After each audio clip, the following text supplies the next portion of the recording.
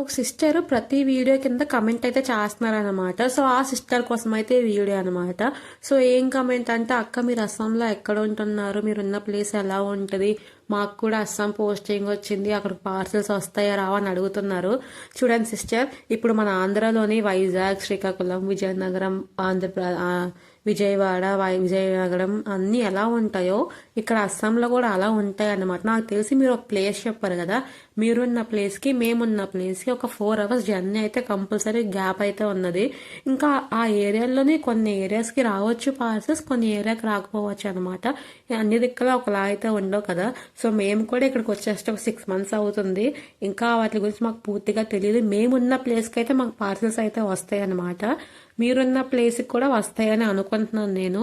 So మీ అన్నిటికి doubt clear అయింది అనుకుంటున్నాను. ఇంకేమైనా డౌట్ ఉందో ఇంకా వీడియో కింద కమెంట్ చేయండి. అండ్ ఇంక ఈ వీడియో వచ్చేసి ఏంటంటే, ఉసిరికాయల చెట్టు అయితే పక్కన ఉందన్నమాట. సో ఇంకెప్పటి నుంచో చూస్తున్నాం కానీ తెంపుదామని ఈ రోజు వెళ్ళి కొంచెం చాలా పైకి ఉన్నాయి. మా హస్బెండ్ వచ్చే తర్వాత కొంచెం అయితే తెంపాను నేను. వీళ్ళందరూ పచ్చడి పెట్టండి, అవి పెట్టండి అన్నారు. నాకైతే ఇలా ఊరబెడుతున్న ఇష్టం అనమాట.